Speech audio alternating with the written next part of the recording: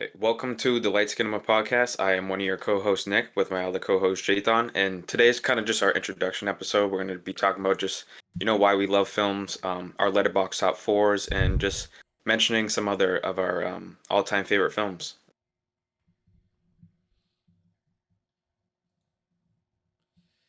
So yeah, I think we should just dive straight into it.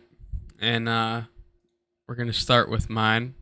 We have, if I can pull it up, Goodwill Hunting, Pixar's Cars, Robert Eggers' The Lighthouse, and Alfred Hitchcock's Vertigo. And should we just run into years, or should we I just mean, run by no, mine? you can go through them a little bit more detail. Yeah. Okay, so first film we have Goodwill Hunting. Just the Boston classic. What's not to love as a Boston native ourselves? Like, there's just so much that speaks to us about this film personally, at least for my case. We have just great acting across the board from Matt Damon, Ben Affleck, and of course Robin Williams. Rest in peace. Um, just a beautiful film, really. I love the themes it touches on, and it's just a really good film, especially for a young adult growing into out of college or out of high school and just trying to find themselves. I think this is a really important film just for everyone to watch, and I love it to death. What do you think is one of your favorite scenes?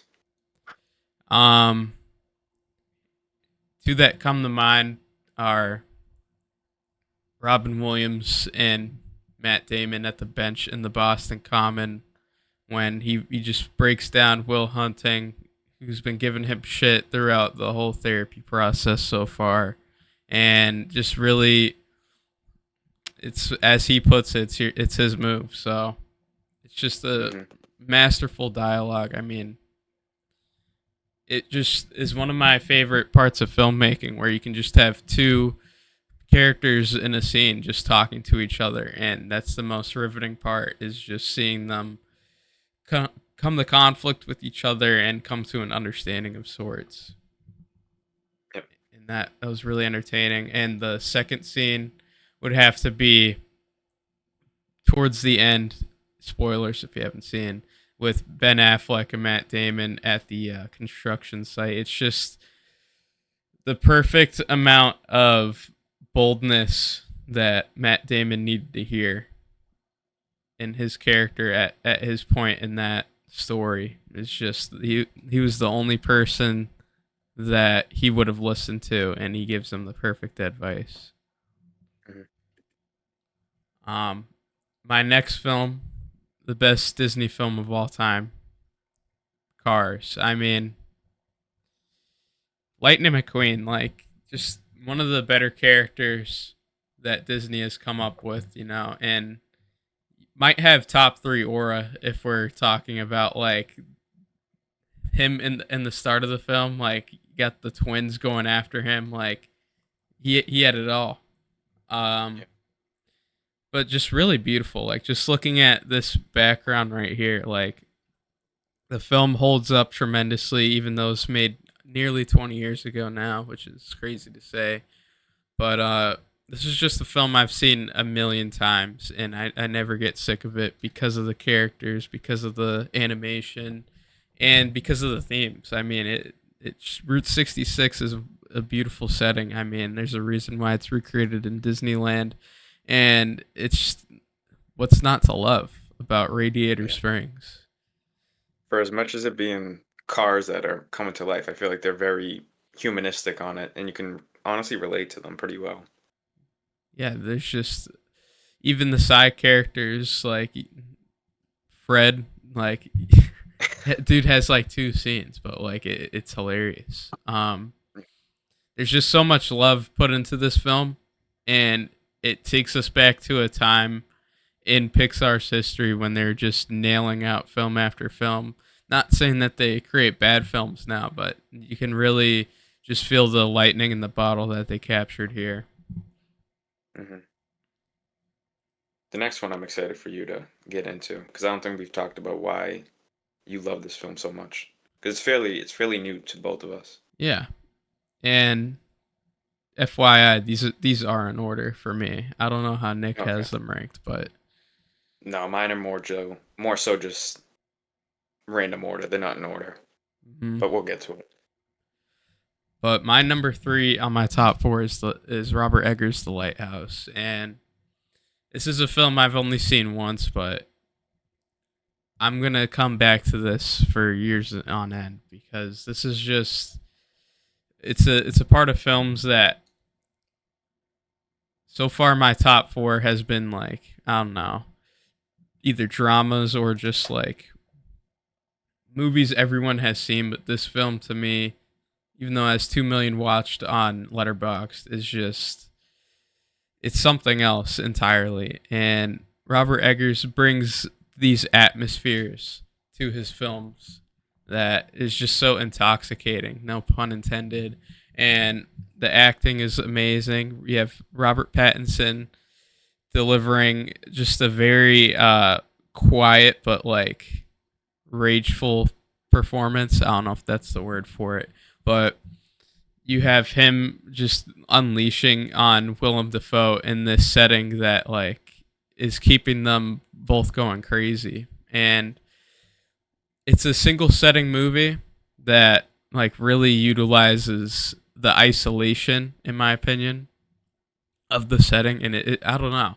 You have to watch this film to like really grasp what I'm getting at here, but it's just really enthralling to watch this madness go down and the dialogue is a treat and I'm just a fan of these period pieces where Robert Eggers is able to make a film that you really can't make today in like current societal circumstances and it's really interesting to play out. Do you think this is one of your more favorite Willem Dafoe performances? Because I feel like you're a fairly big fan of him.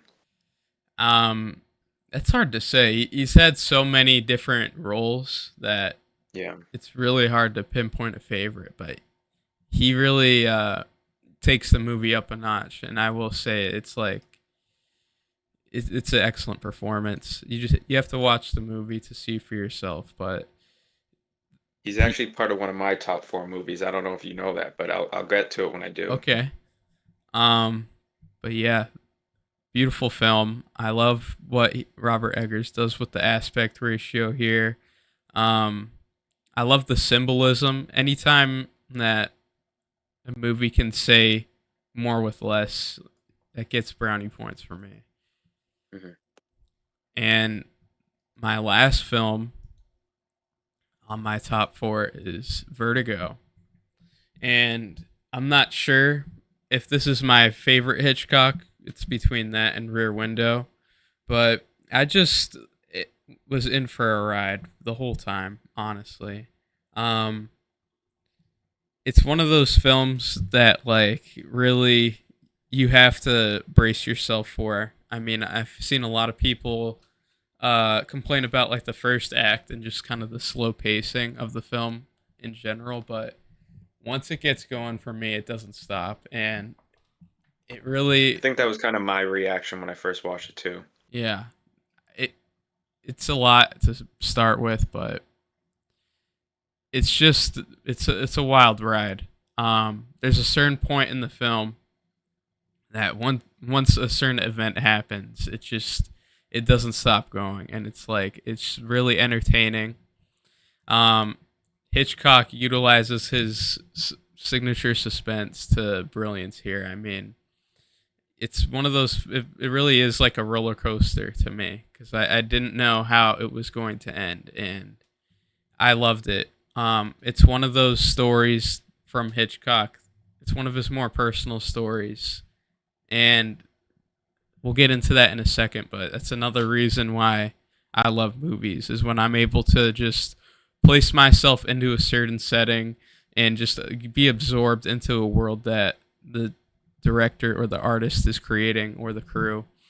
And if you know anything about Hitchcock, you'll know about his relationship with women, and he did put a lot of himself into James Stewart's character here, and it's one of his more disgusting protagonists, which was really interesting. I always like when our protagonist isn't someone that you would stereotypically root for. So if you have the time, definitely check it out. 100%. Yeah. I do have to revisit that one soon. It's been a while, but I definitely do like it. Hmm. But that's my top four. I'm sure Nick has an equally as good one, which we'll get into right now. Yeah. So yeah, that I'll try to go quickly through this, but my top four is pretty much. I mean, I used to always change my letterbox top four just because I wanted to show off different movies, but this is the one that I think I will have set for the rest of my life. This is my favorite four movies. I would also say The Dark Knight is in the top four, but I didn't want to include two Nolans in my top four just because I wanted some more different films in there, and I feel like just doing the same filmmaker is just a little bit boring. But yeah, starting off with Seven, it is my favorite detective thriller of all time. I've seen it many, many times. I think on Letterboxd I have like a count of 14, but it's definitely more. And the first time I watched this, I think I was like 16, uh, sophomore in high school, and I didn't really like it. I think I was just expecting an entirely different story, and at that point in my life, of course I like movies, but I don't think I had watched a movie that was so dialogue heavy and so attention to detail, and Seven is definitely one of those. Brad Pitt, Morgan Freeman are two of my favorites actors, honestly. They're probably both in my top 10, top 20. I just never get sick of it. This film always makes me have that same initial feeling, even though I know what the ending is. I'm sure everybody has seen this, but I really love it. And we actually got to see this together this January in IMAX, which was really cool. That was a fun experience. Yeah, that was awesome, especially just such a great film and how it's shot. I mean, there's so many little details in the framing that I just fall in love with. And Fincher is definitely, I'd say, a top 5 to 10 director for me. Not to put a label on him, but Yeah, he just he's has probably in some my. great movies. He's yeah, 100%. Social Network. Yeah. Next, Fantastic Mr. Fox. I have been watching this movie since I was probably since it came out in 2008, honestly. I remember it used to always be on TV, especially on the Disney Channel. I don't know why Disney got the rights to it, but I don't I love remember it. that. I'm pretty sure it maybe not Disney Channel, but it's definitely on some kids channel that I would watch all the time. But Okay. I think it's George Clooney's best performance. If you know anything about this movie, they didn't just record their audio in a booth like a normal animation. A lot of the acts of this movie, so like when Mr. Fox is on his motorcycle, when he's getting chased by dogs or Bogus Bunsen Bean, like George Clooney is doing those physical acts as they're recording his voice, so it sounds very realistic. I think, I love Roald Dahl. I've read a lot of his novels, and obviously this is a Roald Dahl novel.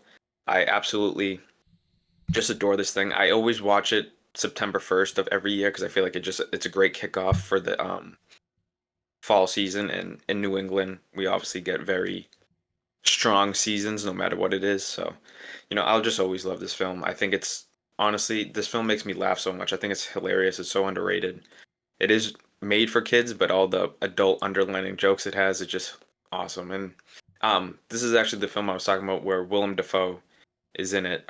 He voices the rat, and the rat is one of my favorite characters in this.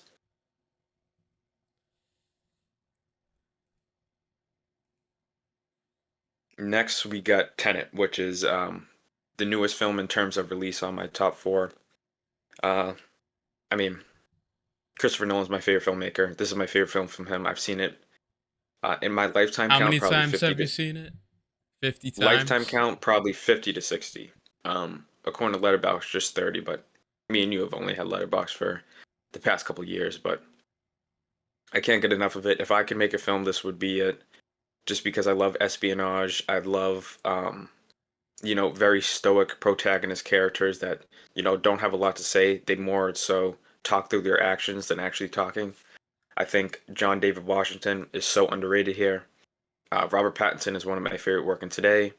Elizabeth Debicki's great. Kenneth Branagh's great. The great Michael Caine's in this. I mean, I could just go on and on. This movie didn't get a lot of love when it came out. People don't really like it. when they do Nolan rankings, this is normally towards the bottom, but for me, it's my favorite.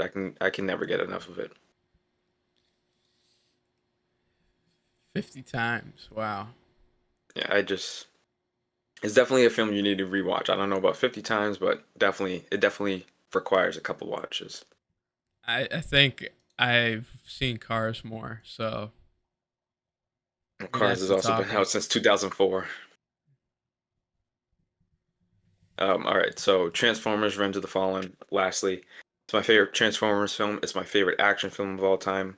Typically, when people talk about their favorite Transformers movies, this is not the one they mention. I will admit, the script is all over the place. The dialogue is like ridiculous, but I think it's so fun, so funny. They shot this and were writing the script for this during the 2008 writer strike. So, if you've seen any of the behind the scenes, like Michael Bay, Shia LaBeouf, they were literally writing the script on the day of shooting and then obviously going to shoot that scene. So it's a mess, but I love it. I don't care. Nobody can tell me different. This is a film I've literally been watching since when it came out, 2009. Since it came out, I saw it in theaters.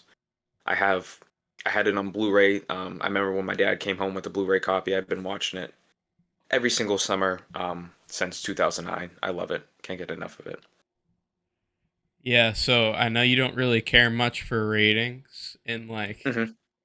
getting it super objective, but what would you say makes this a 5 compared to everyone else's rating?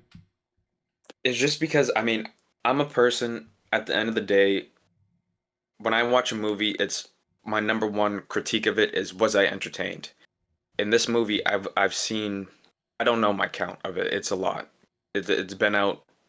I was born 2003. This came out 2009. So this movie's been out for pretty much my entire life. I've watched it multiple times every year. I never get sick of it. I think the CGI is absolutely fantastic. Like I said, there are problems with this film. I'm not saying it's perfect, but you know, Shia LaBeouf as a kid, he was my favorite actor. I think Michael Bay is one of the best blockbuster directors. I mean, some of his films don't work for me, but the guy knows how to handle big sets, And big crews, explosions. explosions. Absolutely, yeah. And Transformers. I mean, who doesn't like Transformers? They're just fucking cool. They're just so cool. And I love how this film. I love films that take place all over the world. So, you get Sam at California in this. You get Sam at college. You get they go to Egypt. They go to all these different places like Tenet. It's a espionage. They're going to all different countries. So that's something that also attracts me to this story as well. But yeah, I just like I have a lot of films at 5 stars that probably aren't 5-star movies. Like a lot of the Harry Potters. A lot of them, they cut out a lot of stuff from the books and they're not perfect, but just my love for them makes me give it that high rating. Yeah, and I think that's a good segue into kind of what we want to get into next, which is who we are and like what we kind of look for in movies. Hmm. So, as Nick said, like I watch a movie to be entertained, but at the same time, I watch a movie just to like experience a certain person's like experience. I guess that's the best way to put it is just living through a series of videos that are masterfully cut together. I mean, there's a lot I look for in films, but number one would probably be a director or artist vision just throughout a picture. Like whose story am I experiencing? I guess. Hmm. Second would just to be absorbed into a world or story that I can, as Nick will kind of get into later, just escape for a minute. And it's kind of what I love most about theaters. It's just you and the blackness around you and the screen in front of you. Yeah, 100%. Yeah, I mean, Jthon just alluded to it. Movies for me, obviously the entertainment value. I'm a big actor first guy. I love watching actors, but for me, movies have always been an escape for me. I've always been somebody that, needs something to break away from just, our responsibilities and, work and stuff. And I've always been somebody that, I'm not a big group setting guy. I don't like going out a whole bunch and doing like the normal group function stuff. So movies has always been something that, yes, you can do it in groups. Like I love watching movies, obviously with Jthon and some of my close family and friends, but it's something that, you know, I can access at any point of the day. I can watch something at home, something on my phone when I'm out. I could go to the park and watch something. I could go to, obviously the theater is what I love the most. I am probably in the movie theater 1 to 2 times a week at least. It's just a healthy escape for me. And some people think my addiction to movies is a little weird, how much I watch. Like I watch at least a movie every day, but it's just for me, it's just a healthy escape. And I'd like being transported to different worlds, and you can do that just by turning on your screen. So that's always what has attracted me to movies. But yeah, um, I mean, if you're cool with it, I want to actually talk about, some of our other favorite films that wouldn't necessarily fit the theme of our top four. I have some in mind if you wanted to think about yours, but yeah, I mean, just tell them I'm and gonna, then I I, can pull it up. yeah, I can rifle through mine pretty quick. I won't go too in depth like my top four, but I'll start with Mamma Mia. I'm not a big musical guy. I don't really like musicals at all. I haven't seen much of them, but I watched Mamma Mia actually while I was on vacation in April. So now it has this core memory attached to it, and I just love it. It's just so goddamn fun. It's a great time. The musical numbers are great, and I've went on to buy it on physical media, so it's definitely a film that I'm going to be watching every single year for the rest of my life. Um, Next is horror films. I was very late to the game with horror films. I think I saw my first one in theaters, R-rated horror, when I was 13 or 14. Always been scared of them, and some of the classics I waited a long time to watch. But one I want to shout out is Texas Chainsaw Massacre because the first time I watched that movie, I hated it. I gave it like a 2.5. I did not like it, and the 2.5 was kind of generous, just because I knew it was a widely beloved movie. But I think it's so fantastic. That movie is so tangible. You can smell it, you can feel it, and since my first watch, I've seen it 2 or 3 more times, and I can't get enough of it. It's a film I watch every single year now. And lastly, I just want to give a shout out to, kind of just rom-coms. I like them. I'm not gonna sugarcoat it. I like them, like things like 10 Things I Hate About You, um, The Notebook, When Harry Met Sally. All these films.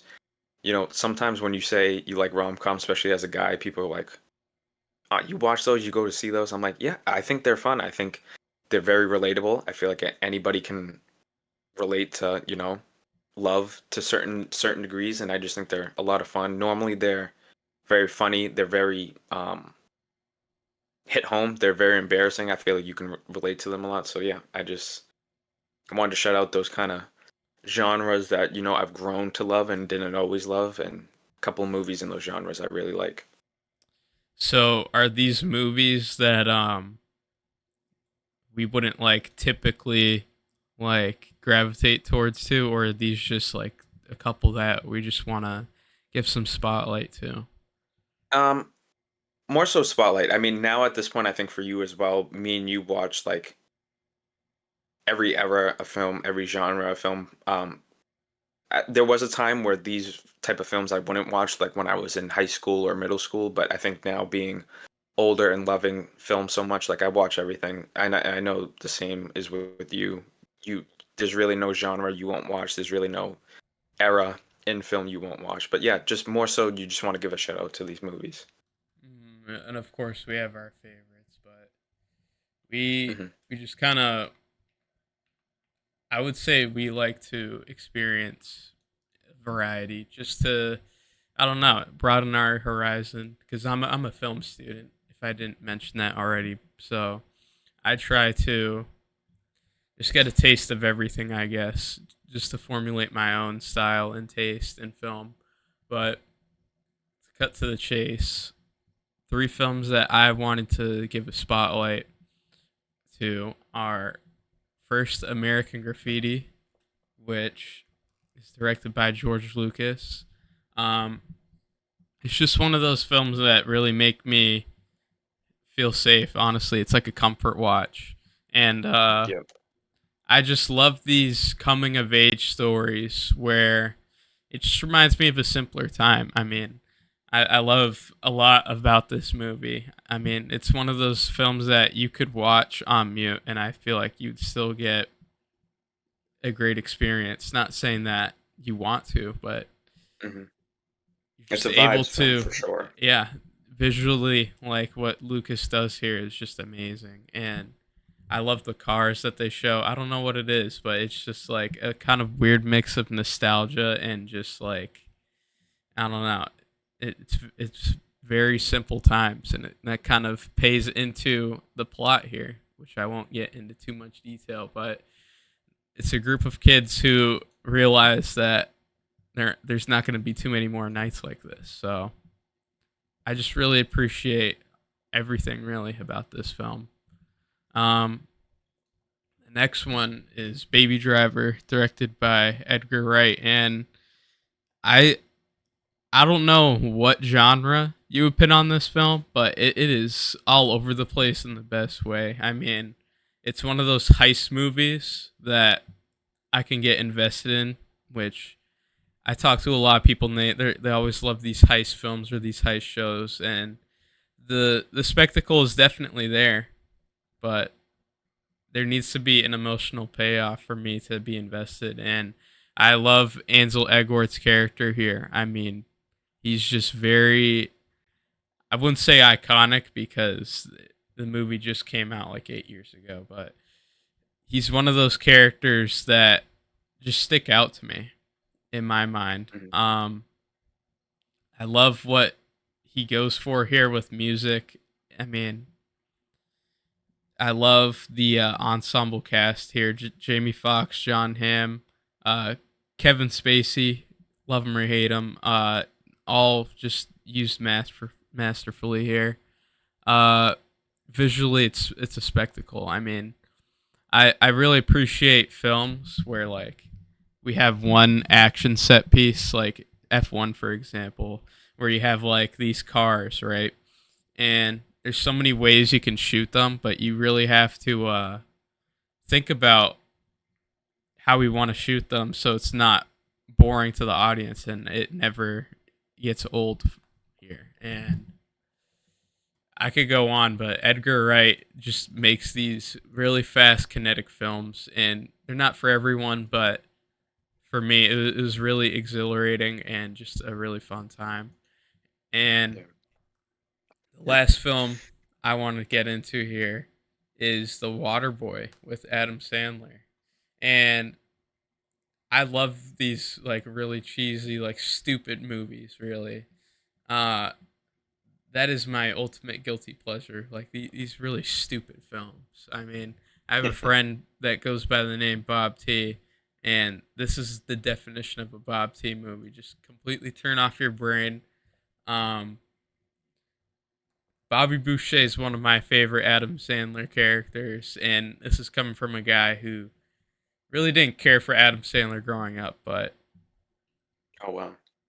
I love this movie. I mean, I can't really get into depth why, but there's just so much that makes me laugh here.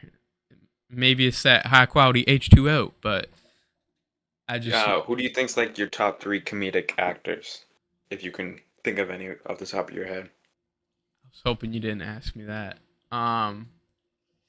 I feel like I know two of them. Who are they? Well, I would say Jim Carrey, obviously Adam Sandler, and I don't know who you would I pick for a wouldn't third put one. Adam Sandler up there. Okay.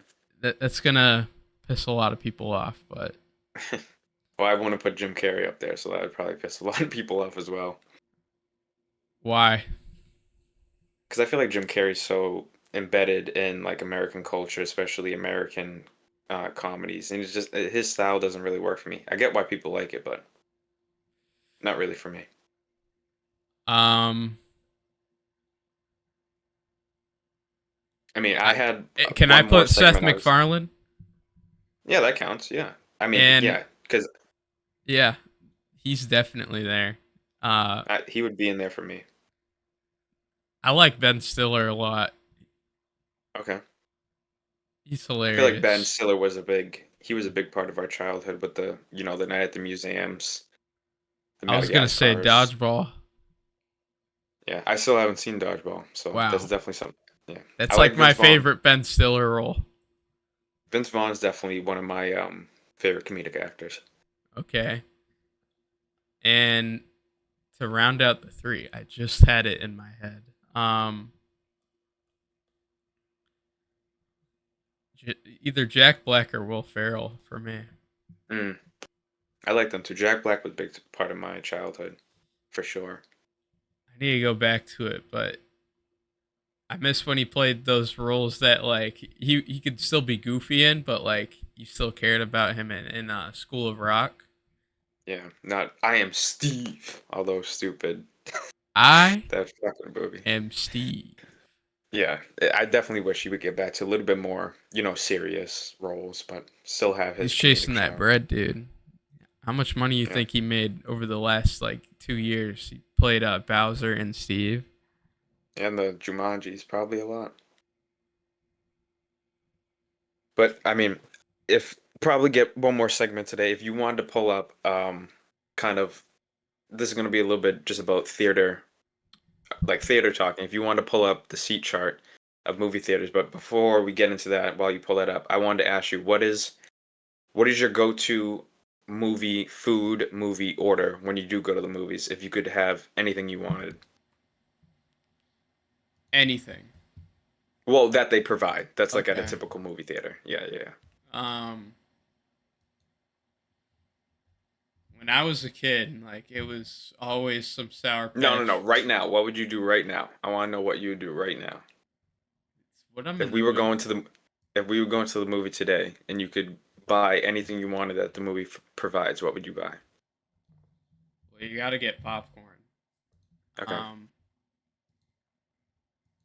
if we're talking like everything else, then I Hmm. would probably grab some chicken tendies, dude. Can't go Yeah. wrong. The Alamo's got good chicken tenders.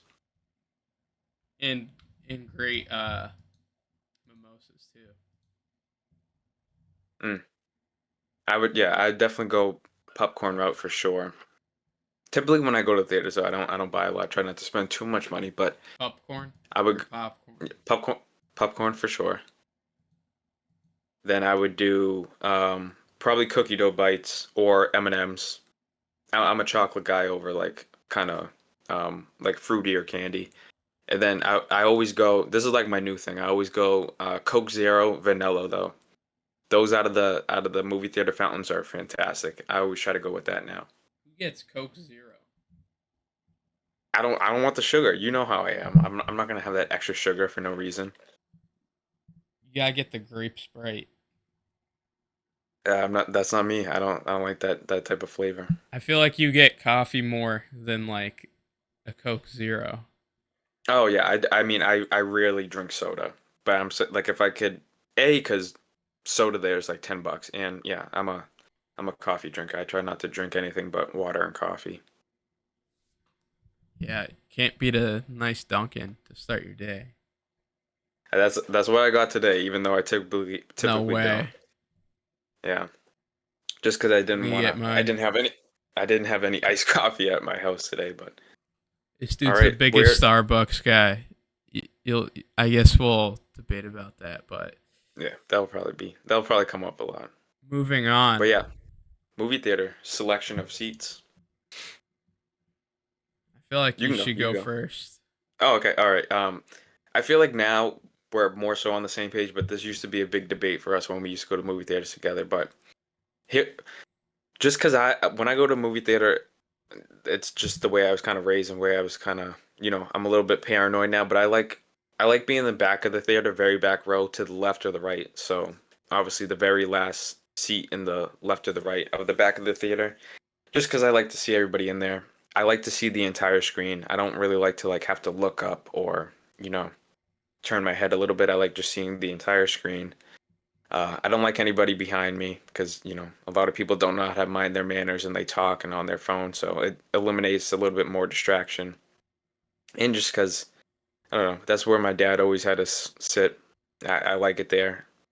But that's depending on the format. So if it's like a regular format movie, that's where I am. Most theaters I'm there. But I have been changing my ways a little bit when it comes to IMAX. When it comes to IMAX, I try to sit like more, middle to back row, but more so in the middle. More, I would say like back a little bit more, Yeah, like not back a too couple bad. rows. Um, my opinions have definitely changed over the years. Just from going to enough movies, you start to learn theater etiquette and realize that you're in there for like 2 3 hours. So I'm a big aisle guy. If I see some hooligans, like we gotta get out of here. Exits right next to me. I don't feel threatened. I don't have a flight or fight response. I just get up and leave. And I typically will choose towards the middle of the theater, but Yeah, in the aisle. But if that's not available, I like this little bird's eye view. I don't know if this would be a booth if we were in the actual theater, but like up sometimes they top are. Yeah, isn't bad. If you're up here, like what are you doing? yeah. I get You're gonna strain your neck. if you have a wheelchair, but what are you doing? Like unless you Yeah, want to get blown up when Oppenheimer drops the bomb, like go for it. But yeah. I mean, I yeah. judge So people by their movie seat.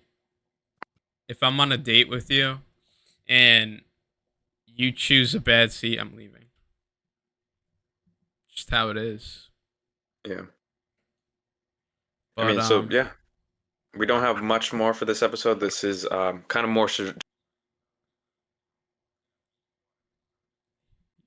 yeah, we just want to give you the syllabus.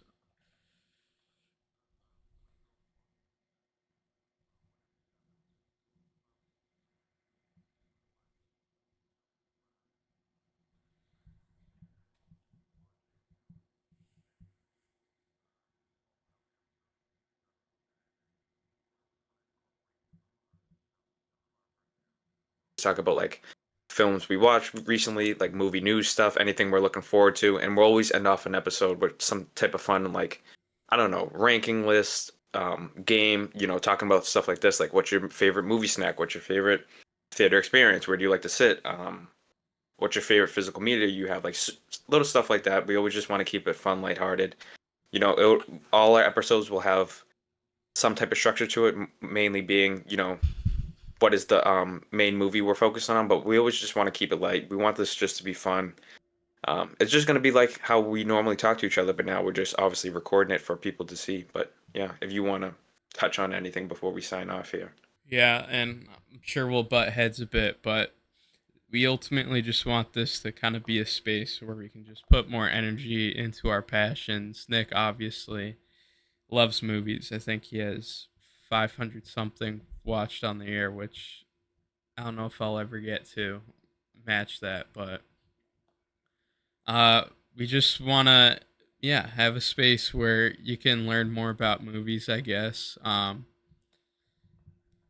We have our social pages right below my webcam and Hmm. Nick's. We're probably most active on Letterboxd if you want to see what we're watching and just Yeah, add it to your watch list and check out some of our lists. I mean, Nick has a lot of great content on both his Letterboxd and his TikTok slash YouTube and Instagram pages, but that's mostly it. We just wanted to introduce ourselves and just kind of get ready to get going with this because I know Nick is excited to do this, and yeah, so am I. 100%. Yeah. And We'll we also think have it'll a be, TikTok page. yeah, We'll have a TikTok page going as well with clips and stuff. So it's going to be by the exact same name, Light Skinema Podcast on TikTok. You know, we'll just be posting clips on there, make it fun if you just want to see more stuff. And then obviously, yeah, we hope that we can, we want to pick movies that are, you know, that we love. Like, I don't, do you want to just say what our first review movie is going to be for our next episode, or you want to keep it as a surprise? um, We can keep it a surprise. I think we'll keep it a surprise. Okay, yeah. I'll just say this: it's gonna be meta. Yeah, yeah. But yeah. So if there's, we obviously want to talk about older movies and movies that we both equally really love, and films we've never seen before. But if there's big releases that come out, the week, like I'm sure, like we both saw Superman this summer, not together, but we both saw it. Like if there's big releases, we'll obviously try to talk about new movies as well. Yeah, Um, and it was so fun, fun, fun. also too, school's gonna be starting back up for us soon, and we're on opposite ends of the country. So time zone's gonna be a thing. We're not sure what day we're gonna upload yet, and we're not sure how our recording schedule is yet. It's gonna be very much trial and error in the beginning, but hopefully we can get consistent doing at least one episode every 2 weeks. Hopefully uploading on the We'll same do day. that. But yeah, we're definitely, we're gonna have to workshop in the beginning, but I think within a month or two we'll probably have it down packed. But I'm looking forward to this a lot. You know, we didn't give much background on us, but we're both You'll very get good to friends know with each us other. real quick. Yeah, we've known each other for a long time. We both wanted to do this for a long time. I mean, Yeah, I and love movies a lot, but Jthon is equally right there with me. Whenever I watch a movie, the first person I want to talk to is him. So I think it'll be an interesting perspective as a film student and an addict next to me. yeah, And I say that in the best way possible. no, But 100%. Yeah. yeah, I'm ready. I'm ready to have some fun here. Alrighty, well, that was episode one. I really enjoyed it. Hopefully, we'll be back soon recording our second episode. Yeah, just signing off, and it was fun.